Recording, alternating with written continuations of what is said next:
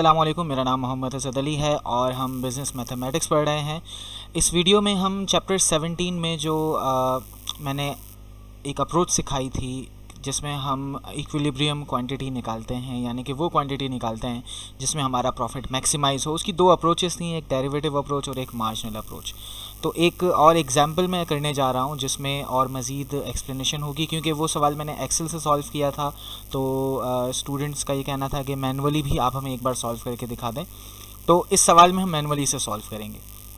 सवाल का डेटा कुछ यूँ है हमारे पास कि हमारे पास डिमांड फंक्शन है और कॉस्ट फंक्शन दिया हुआ है और हमें वो क्वांटिटी निकालनी है जिसमें हमारा प्रॉफिट मैक्सिमाइज हो जाए using derivatives and using marginal approach.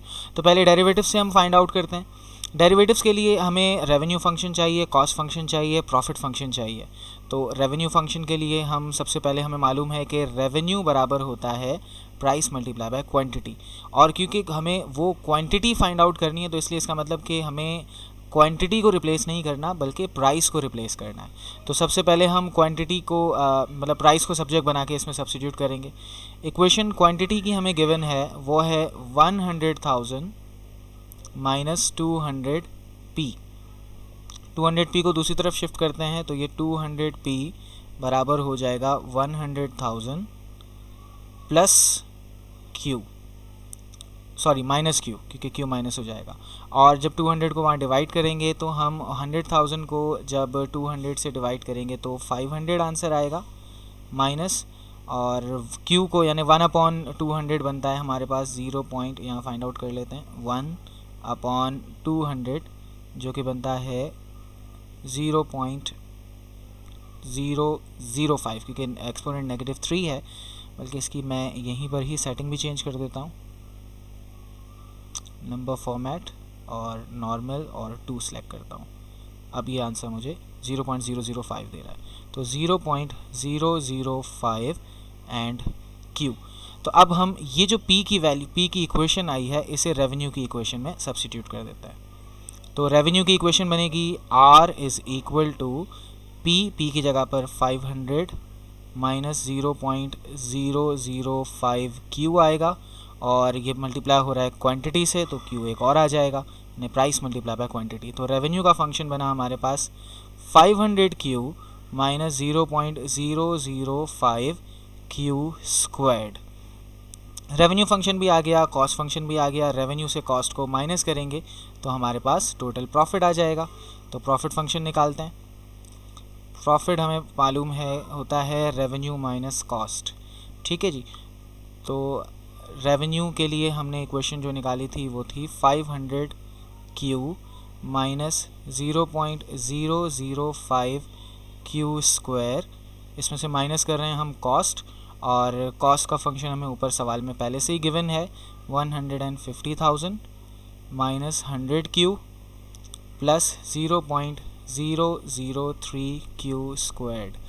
तो जब हम इसे सिंप्लीफाई करेंगे तो 500Q से माइनस हो जाएगा, बल्कि प्लस होगा क्योंकि माइनस माइनस प्लस हो जाएगा। तो एक स्टेप और बढ़ा देते हैं हम, 500Q minus 0.005 Q square minus 150,000 plus 100Q minus 0.003 Q square. अब हम इन्हें सिंप्लीफाई करते हैं। तो अगर हम Q स्क्वायर्ड वाली क्वांटिटीज़ को अलग सॉल्व करें, माइनस का 0.005 और 003, तो ये माइनस का 0.008 Q स्क्वायर हो जाएगा। और उसके बाद हम Q वाली वैल्यूज़ को अगर सॉल्व करें तो ये है हमारे पास 100Q और 500Q, तो प्लस 600Q, और उसके बाद हमारे पास कांस्टेंट टर्म सिर्फ माइनस 150,000 ही है। ठीक है जी, एक बार इसको रीचेक करते हैं कहीं हमने एक मिस्टेक ना कर दी हो। अच्छा हाँ, यहाँ मैंने मिस्टेक की है। कॉस्ट फंक्शन में प्लस 100Q है, यहाँ मैंने माइनस 100Q लिख दिया, तो इसे प्लस कर देता हूँ और इसे माइनस कर देता हूँ क्योंकि क्वेश्चन मैंने गलत कॉपी कर लिया था। तो ये 500 माइनस 100 हो जाएगा 400Q बजाय 600 के। तो इसे हम प्लस 400Q लिखते हैं। अब ये जो हमारे पास प्राइस फंक्शन आ गया है जो कि क्वांटिटी का फंक्शन, सॉरी प्रॉफिट फंक्शन जो कि क्वांटिटी का फंक्शन है, अब इसमें हमें ये मालूम करना है कि इस क्वांटिटी पर प्रॉफिट मैक्सिमाइज होगा। तो उसके लिए तो हमें मालूम है कि हमें क्या करना होता है, फर्स्ट डेरिवेटिव लेके 0 रखना है। तो इसका जब हम डेरिवेटिव फाइंड आउट करेंगे यानी मार्जिनल प्रॉफिट का फंक्शन निकालेंगे, तो 2 जब माइनस होगा 0.08 से, ये तो माइनस का 0.016 क्यू प्लस 400। अब हमें क्यू निकालना है तो इसको मार्जिनल प्रॉफिट को 0 रख देंगे, क्योंकि हमें पता है at maximum profit derivative is always 0। At maximum profit marginal profit will be 0। तो हम लिखेंगे 0 is equal to minus 0.016 q plus 400, और 400 को यहीं रहने देंगे, नेगेटिव वैल्यू दूसरी तरफ जाएगी तो पॉजिटिव हो जाएगी 0.016 क्यू। अब आप q इज़ इक्वल टू 400 को डिवाइड करेंगे 0.016 से, तो हम यहाँ डिवाइड करते हैं 400 डिवाइडेड बाय 0.016, तो हमारे पास आंसर आ रहा है 25,000।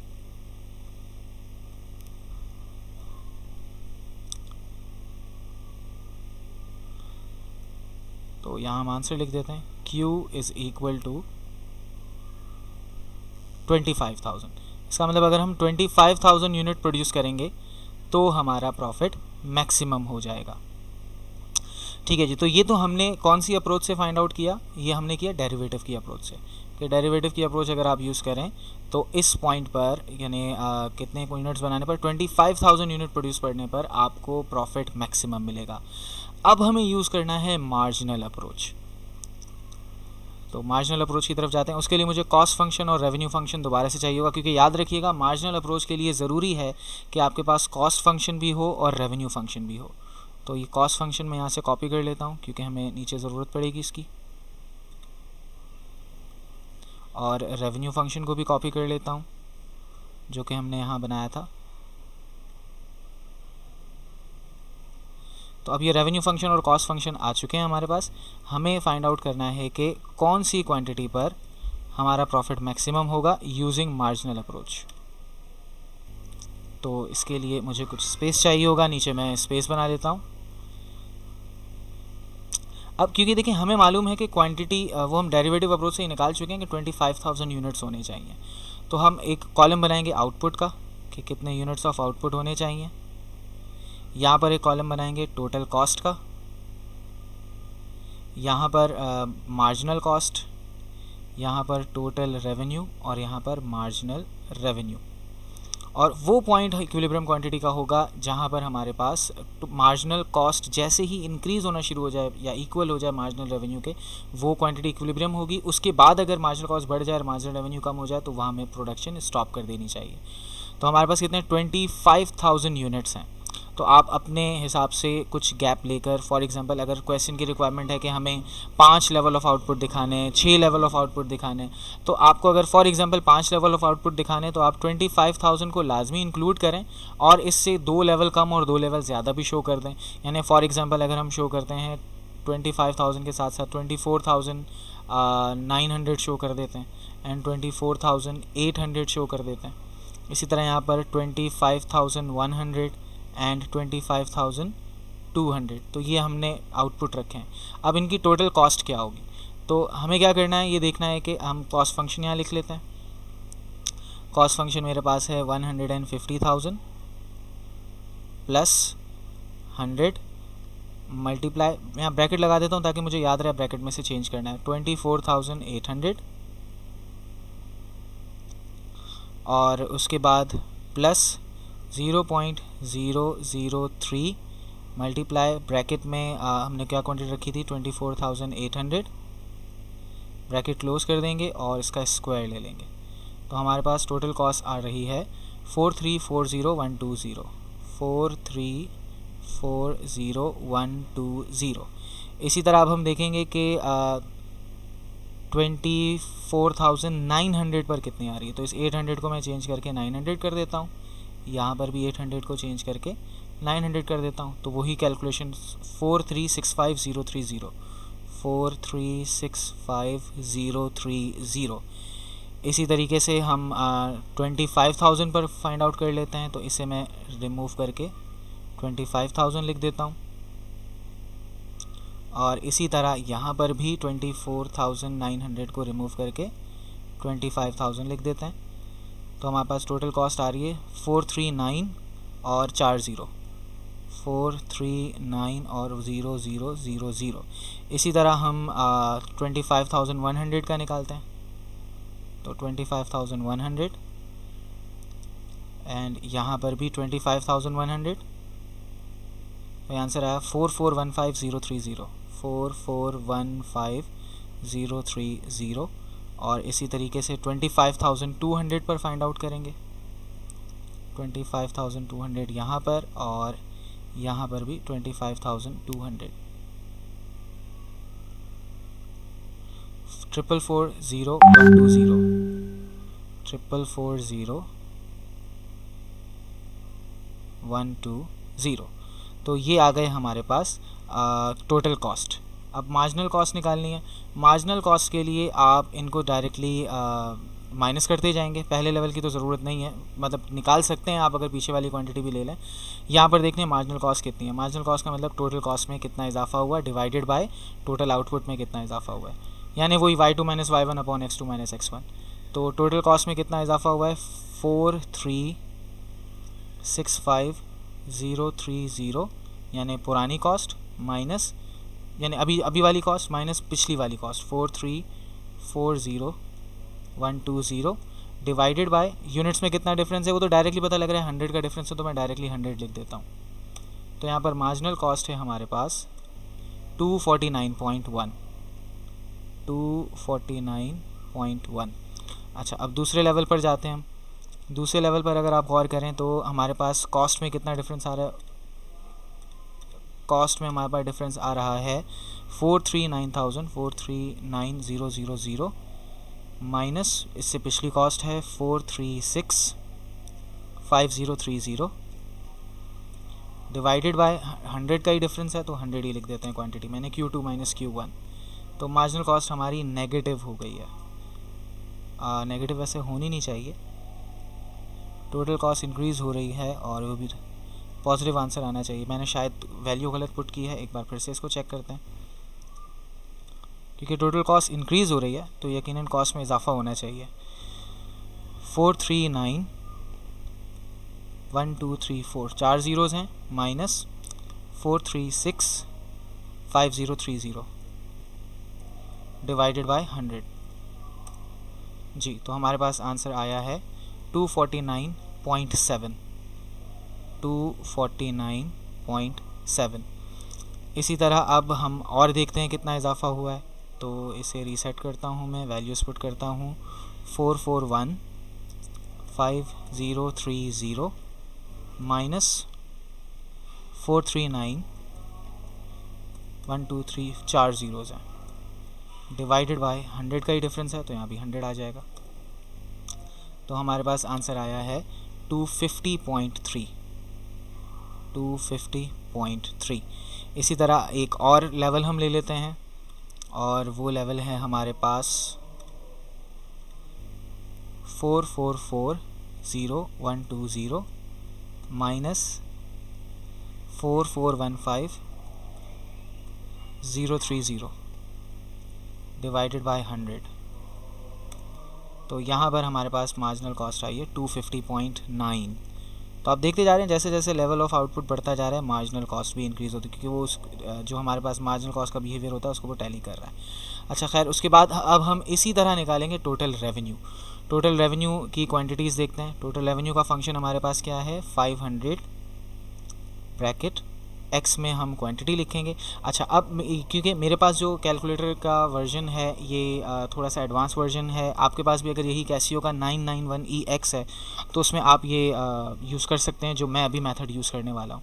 मैं डायरेक्टली इक्वेशन लिखूँगा 500x माइनस 0.005 x स्क्वायर, ये लिख दिया मैंने। अब कैलकुलेट पर क्लिक करूँगा और x की वैल्यू चेंज करता जाऊँगा।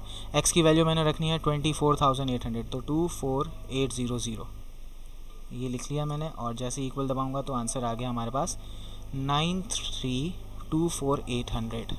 यहाँ लिख देते हैं हम 9324,800। अच्छा, इसी तरह फिर दूसरा लेवल है हमारे पास। तो इक्वेशन पहले से लिखी हुई है, सिर्फ कैलकुलेट का बटन प्रेस करना है और इसे एडिट कर लेंगे, बल्कि हम इसको दोबारा से लिख देते हैं 24,900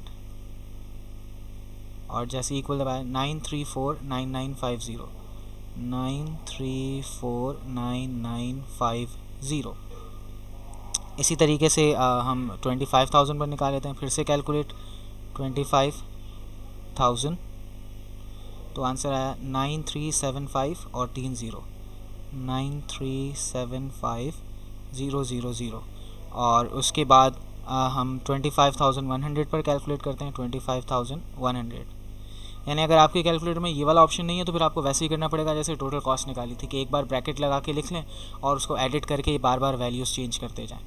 तो खैर 25,100 पर देखते हैं 93,999,50 93,999,50। उसके बाद हमारे पास लास्ट लेवल है 25,200। फिर से कैलकुलेट पर क्लिक करूँगा 25,200 9424,800 9424,800। अब हमें देखना है कि इनमें कितना डिफरेंस आ रहा है मार्जिनल कॉस्ट में, मार्जिनल रेवेन्यू में, सॉरी। तो मार्जिनल रेवेन्यू का डिफरेंस देखते हैं, यूनिट वही, यानी टोटल रेवेन्यू का डिफरेंस डिवाइडेड बाय आउटपुट का डिफरेंस। पहले वाले को हम इग्नोर कर देते हैं क्योंकि इससे पहला हमारे पास वैल्यू नहीं है। निकालना चाहे निकाल सकते हैं, लेकिन फ़िलहाल ज़रूरत नहीं है। और यहाँ पर हम देखते हैं कितना डिफरेंस है हमारे पास टोटल रेवेन्यू है 934,9950 माइनस 93,24,800 और डिवाइडेड बाय 100, क्योंकि 100 यूनिट का ही डिफरेंस है। तो इसे जब हम सिंप्लीफाई करेंगे 251.5। उसके बाद देखते हैं कितना डिफरेंस है हमारे पास। उसके बाद जो हमारे पास डिफरेंस आ रहा है वो है 93,75,000 माइनस 934,9950 डिवाइडेड बाय 100। तो आंसर आता है हमारे पास 250.5। उसके बाद और आगे बढ़ते हैं, फ्रैक्शन में हम लिखेंगे 93,999,50 माइनस 9375,000 डिवाइडेड बाय 100। तो आंसर आया हमारे पास 249.5। और लास्ट है हमारे पास 94,24,800 माइनस 93,999,50 डिवाइडेड बाय 100 का डिफरेंस है। तो हमारे पास आंसर आया है 248.5। तो इसमें आप अगर गौर करें कौन सा पॉइंट है जिसमें मार्जिनल कॉस्ट मार्जिनल रेवेन्यू से ज़्यादा हो गई। यहाँ पर देखें मार्जिनल कॉस्ट मार्जिनल रेवेन्यू से कम है। चाहें तो आप यहाँ लिख दीजिए कि इस पॉइंट पर कि आप marginal cost is less than marginal revenue. इसी तरह इस पॉइंट पर देखें, यहाँ पर भी marginal cost is less than marginal revenue. इस पॉइंट पर देखें तो यहाँ पर marginal cost is greater than marginal revenue हो गई। ठीक है, तो इसका मतलब ये है कि इस लेवल के आसपास आपको अपनी प्रोडक्शन रोक देनी चाहिए, इसी पर ही आपका टोटल प्रॉफिट मैक्सिमम हो जाएगा। तो ये तरीका होता है मार्जिनल अप्रोच से इक्विलिब्रियम क्वांटिटी फाइंड आउट करने का। ठीक है, तो एग्ज़ाम के पॉइंट ऑफ व्यू से अगर आप इतना कर लें काफ़ी होता है, लेकिन प्रैक्टिकली जब हम कर रहे होते हैं तो अब ये हमने 100 का गैप लिया है ना, फिर प्रैक्टिकली हम ये करते हैं कि 25,000 को ही रहने देते हैं, फिर हम 50-50 के गैप से करते हैं। 24,950 फिर 25 और उसके बाद 500 या जो भी 50 का गैप आ रहा होता है उस हिसाब से हम देखते हैं, और फिर हम देखते हैं कि क्या उसके बाद भी कॉस्ट इंक्रीज़ हो रही है। आखिरकार फिर हम उस क्वांटिटी पर जाकर स्टॉप होते हैं जहां पर हमारा ये दोनों इक्वल हो जाएं। तो उम्मीद है ये आपको समझ आ गया होगा कि मार्जिनल अप्रोच से किस तरह से सॉल्व किया जाता है। और क्योंकि आप पहले डेरिवेटिव अप्रोच से सॉल्व कर चुके होते हैं तो आपको पहले ही आंसर मिल जाता है कि किस क्वांटिटी पर जो है मार्जिनल कॉस्ट और मार्जिनल रेवेन्यू बराबर होंगे, और उससे ज़्यादा अगर प्रोड्यूस करेंगे तो मार्जिनल कॉस्ट मार्जिनल रेवेन्यू से इंक्रीज़ कर जाएगी। तो यहीं पर ही आज की वीडियो का अख्ताम हुआ। अपना ख्याल रखिएगा। अल्लाह हाफ़िज़।